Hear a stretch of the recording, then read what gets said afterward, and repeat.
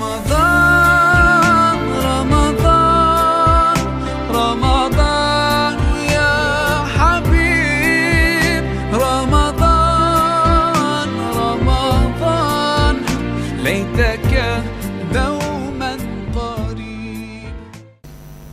Baik, jadi siapa yang diwajibkan padanya berpuasa bulan Ramadan, ini pun sedia makruf.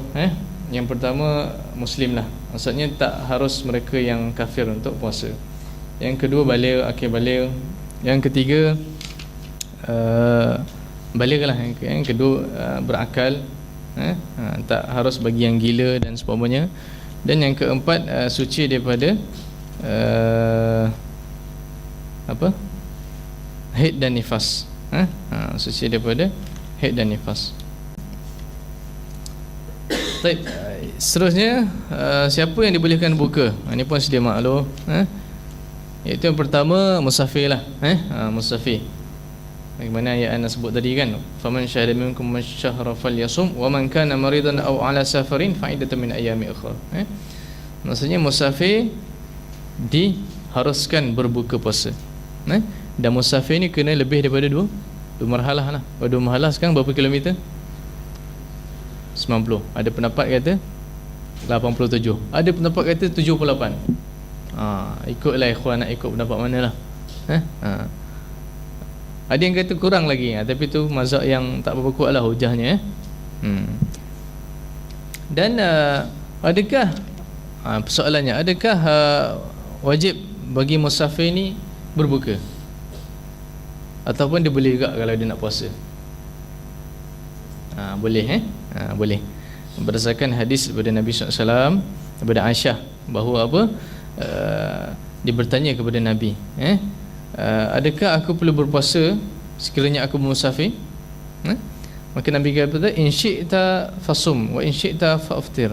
Jika kamu nak, kamu puasalah, dan jika tak nak ataupun nak berbuka, berbukalah.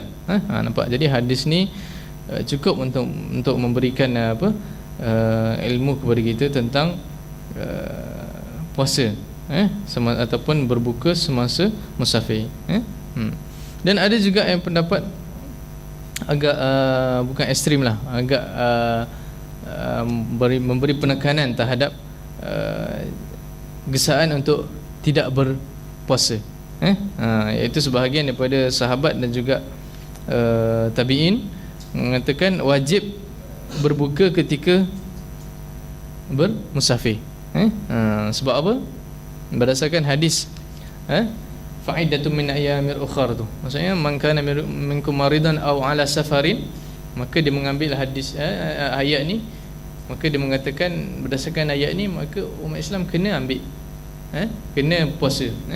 Tetapi bagi kita mazhab Syafi'i, kita ambil daripada hadis tadilah, iaitu Rasulullah kata siapa nak buka, nak puasa-puasa. Bahkan Rasulullah sendiri, banyak hadis-hadis yang menunjukkan bila Rasulullah bermusafir dengan para sahabat, kadang-kadang Rasulullah buka dan para sahabat ikut. Ada para sahabat yang nak puasa, dan bila ditanyakan, wahai Rasulullah, ni mereka ni puasa kan, adakah mereka menyanggahi sunnahmu wahai Rasulullah kan? Rasulullah kata tak, siapa yang nak puasa, puasa teruskan. Yang mampulah kuat, dan aku kuat. Rasulullah kata aku mampu untuk puasa, dan siapa yang nak berbuka, bukalah. Dan sahabat pada masa tu tak, orang kata tak mempertikaikan. Maksudnya tak ada kau tak puasa ke? Tak ada Dan ada perbahasan juga bila kita nak puasa ni, dan bila kita nak buka. Masa kita nak musafir ni, bila kita nak buka? Adakah sebelum keluar di rumah ataupun dalam perjalanan? Dan kat sini pun khilaf juga. Ada yang mendapat ulama kata sebelum keluar tu kena kena buka puasa dulu. Sebelum ke rumah tu kena buka puasa tu, sebab hujah dia untuk memberi tenaga kan, tenaga untuk puasa tu. Dan juga ada pendapat kata selepas saya dalam perjalanan lah, dalam perjalanan. Tapi Syekhul Islam kata apa dalam fatwa, berkata bahawa mazhab Maliki, Syafi'i dan Ahmad memberi syarat untuk yang berbuka ni selepas, maksudnya selepas dia bermusafir. Musafir baru boleh buka. Tapi ada pendapat yang kata boleh buka masa nak gerak tu. Baik. Dan juga ada persoalan lagi, antara musafir dengan musafir ni, mana yang lebih afdal, berpuasa atau berbuka? Jadi nak sebutlah mazhab kita, iaitu Abu Hanifah, Maliki dan Syafi'i berpandangan bahawa puasa tu lebih afdal. Puasa lebih baik lah. Maksudnya ni kalau mampu. Anda cerita kalau mampu. Kalau dah tak larat sangat tu lain lah kan. Ni kalau mampu untuk puasa. Berdasarkan beberapa hadis Nabi jugalah, bahawa Nabi SAW pernah berpuasa ketika musafir, dan juga berdasarkan ayat Quran, wa antasumu khairul lakum, dan berpuasa itu lebih baik bagi kamu. Adapun Imam Ahmad Ambal, Ishaq dan Auza'i mengatakan bahawa berbuka lebih afdal. Berbuka lebih afdal. Sebab apa? Mengambil rukhsah, dan Allah suka, sebagaimana dalam hadis, Allah suka bila kita ambil rukhsahnya. Jadi Yusuf Qaradawi, tetapi Yusuf Qaradawi dia lebih cenderung kepada pendapat yang mengatakan sebagaimana disebut oleh Umar Abdul Aziz, iaitu apa dia? Boleh pilih antara nak buka ataupun puasa. Maksudnya boleh pilih mana yang mudah. Sebagaimana Umar Abdul Aziz pernah ataupun Umar Abdul Aziz ketika berkomentar terhadap isu ni, dia kata apa? Kerana Nabi SAW tak akan memilih antara dua benda, melainkan dia akan pilih yang mudah. Maksudnya kalau ikhwah kita rasa mudah untuk kita puasa, puasalah. Kalau rasa mudah untuk kita berbuka, bukalah. Maksudnya ini tak jadi isu lah. Yang kedua, sakit. Sakit ikhwah, sakit. Man kana minkum maridan, man kana maridan aw ala safarin fa'idatu min ayyamin ukhra. Jadi antara golongan kedua yang dibolehkan buka puasa adalah golongan yang sakit. Sakit macam mana? Sakit ni banyak kategori lah, doktor-doktor tahu. Jadi kat sini secara umumnya sakit yang memerlukan untuk dia makan. Ni nak syarah pun panjang ni, doktor boleh syarah lah. Tapi secara umumnya, yang pertama orang tua lah, orang tua yang sakit. Orang tua yang sakit dibenarkan untuk berbuka. Sebagaimana orang tua ni termasuk dalam mu'alal ladzina yutiqunahu fidyatun. Maksudnya orang yang tak mampu maka kena bayar fidyah. Jadi orang tua, ulama kategorikan ayat tadi itu termasuklah orang tua. Syekh Kabir tak mampu nak puasa. Berdasarkan juga ayat Quran, wa ma ja'ala 'alaikum fid dini min haraj, dan tiada satu tidaklah aku jadikan bagi kamu ni dalam agama ni satu benda yang susah. Dan juga ayat yang biasa tentang puasa juga, yuridullahu bikumul yusra wa la yuridu bikumul usra. Allah menghendaki yang mudah, bukan yang susah. Dan macam nak sebut tadi, sakit tu maksudnya sakit yang perlu ataupun yang tak boleh nak ubat, melainkan dia terpaksa batalkan puasanya. Dan juga berkata orang tua tadi bersangkutan dengan hadis juga daripada Nabi SAW. Nabi sebut apa? Ma anzalallahu da'un illa anzalahu shifa illa al-harama. Dan Allah tak turunkan satu penyakit melainkan adanya penyembuh, kecuali tua. Maksudnya orang tua ni lah, tua kan, sakit dia memang sakit tua lah.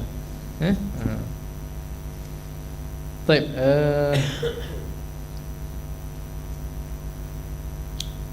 Okey, dan berkaitan orang tua, dia boleh berbuka, dia tak perlu qada, tetapi dia kena bayar fidyah. Bayar fidyah. Dan nak bayar fidyah ni pun ulama berselisih pendapat. Ada yang kata orang tua ni tak boleh, tak perlulah bayar fidyah. Sebab apa? Dia ni dah susah sangat. Susah. Maksudnya dia dhaif untuk melaksanakan tuntutan tu. Sebagaimana seorang sibi ni macam budak kecil kan. Budak kecil macam mana nak bayar fidyah kan. Ini pendapat daripada, salah satu pendapat daripada Syafi'i.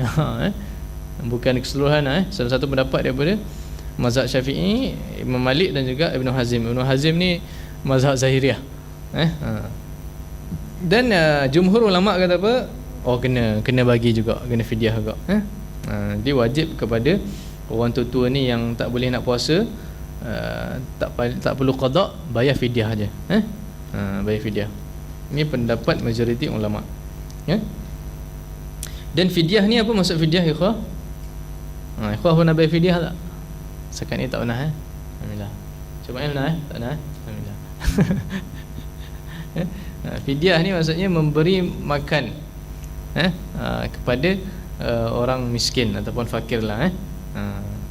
Dengan ahli fuqaha ataupun pendapat kadar fidyah ni bersamaan dengan mud, ataupun 1/4 sa'. Mud ni apa mud? Mud.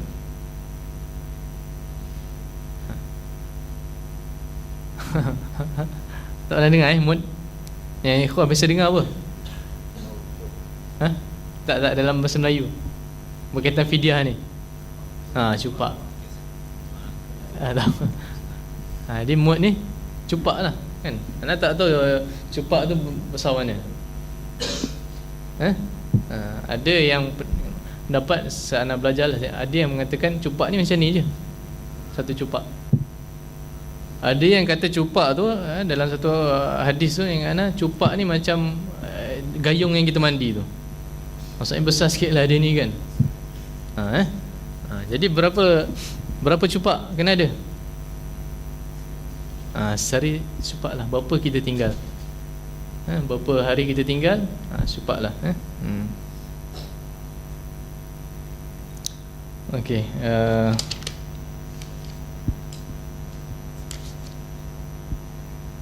Jadi siapa lagi yang boleh dibolehkan?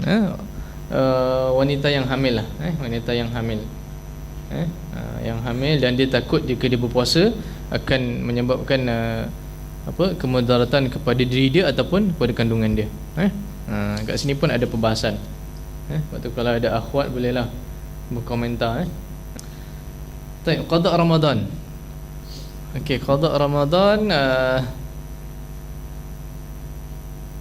ada pembahasan tentang qada Ramadan.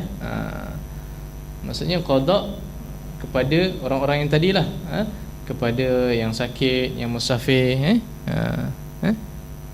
dan qada ni boleh tak kita tangguhkan? Kan? Contoh kita 5 hari kita qada. Yang tahun lepasnya tiba-tiba nak masuk bulan Ramadan tak qada-qada lagi. Boleh tak qada lepas Ramadan? Boleh. Boleh, tak ada masalah.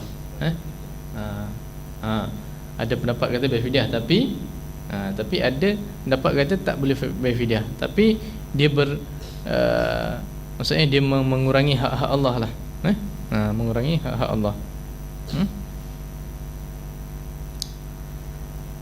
Okey,